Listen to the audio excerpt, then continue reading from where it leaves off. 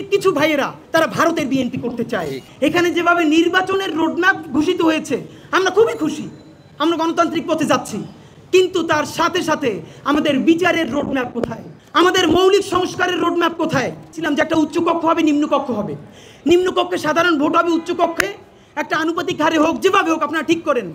তো যদি কোনো উচ্চকক্ষ না হয়, আগের মতো 300 সংসদে ভোট হয়ে যায়, সেই পাড়ার মাস্তানটা যারা দেখলে মানুষ ভয় পায়, সে আবার সাংসদ হয়ে সংসদ সদস্য হয়ে এলাকায় ফিরে যায়, তাহলে এই অভ্যুত্থানের দামটা কি আমারে বলেন?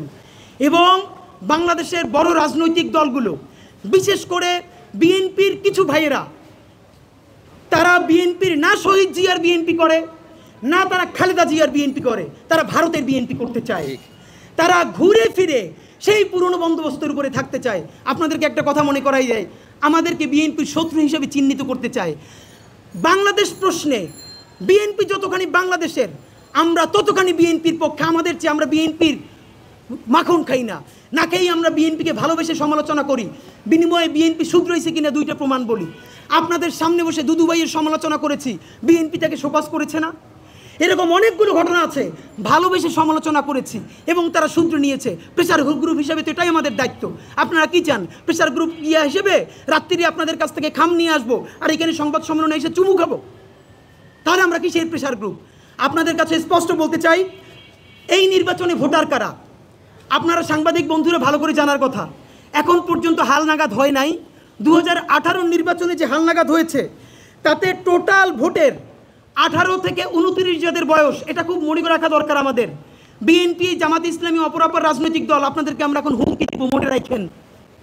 এই জুলাই গণ অভ্যুত্থান রাজনৈতিক দল সাথে ছিল, কোনো রাজনৈতিক দলের নেতৃত্ব হয় নাই। ছাত্ররা মাঠে নেমেছে আর বাংলাদেশের মানুষ নিজেই আন্দোলন করেছে। আন্দোলনের নেতৃত্বে ছিল তরুণরা, যাদের বয়স মূলত 18 থেকে 29 প্রধানত। বর্তমানে বাংলাদেশে ভোটারদের মধ্যে 18 থেকে 29 এই বয়সসীমা ভোটার হলো 3,62,00,000। আপনাদেরকে মনে করিয়ে দেই, বর্তমানে বাংলাদেশে ভোটার তালিকায় যেটা হালনাগাদ হবে সেই অনুযায়ী কাছাকাছি, একদম কনফ্লিক্ট ফিগার বলছি না, ভোটারের মধ্যে 18 থেকে 29 বছর এই বয়স সীমার মধ্যে ভোটার হলো 3,62,00,000, মানে পুরো ভোটের 33%, মানে 3 ভাগের 1 ভাগ। আরেকটু যদি বাড়াই বলি, এখন বর্তমানে যারা সংস্কার চায়, যারা আগের পুরনো ফ্যাসিবাদ চায় না, দেখবেন এরা ম্যাক্সিমাম 40-এর নিচের বয়সের মানুষ। 40-এর উপরে যাদের বয়স হয়েছে তারা চ্যালেঞ্জ নিতে ভয় পায়, তারা আগের অসততার মধ্যে ডুবে থাকতে চায়। নির্বাচন নিয়ে একটা রোডম্যাপ হলো, খুবই দারুণ। তারেক রহমান সাহেবেরা বলেছিলেন ডিসেম্বরে, ইনুস সাহেব বলেছিলেন এপ্রিলে, তারা উভয়ে ইগো ছেড়ে ফেব্রুয়ারির একটা ডেট নিলেন।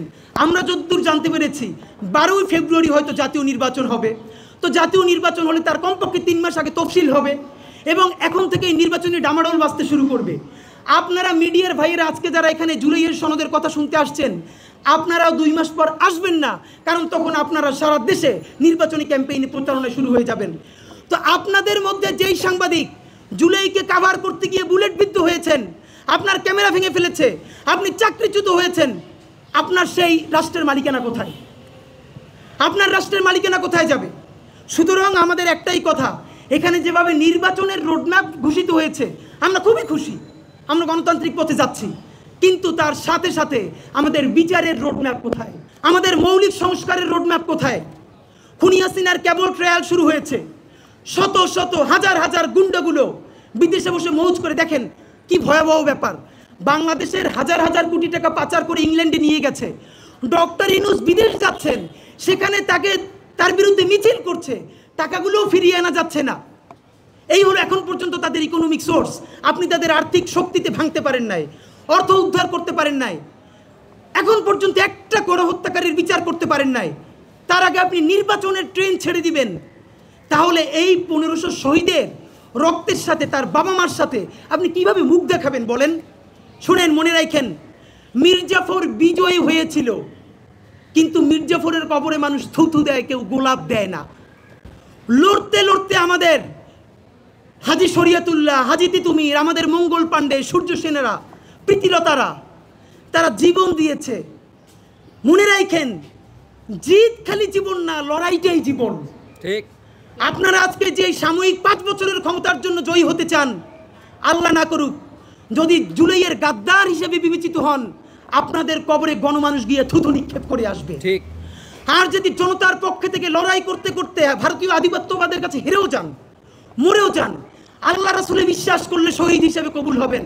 যদি অন্য ধর্মের হন, সারা জীবন আপনি আমাদের প্রীতিলতা সূর্য সেনদের মতো আমাদের কাছে সেলিব্রেটেড হবেন।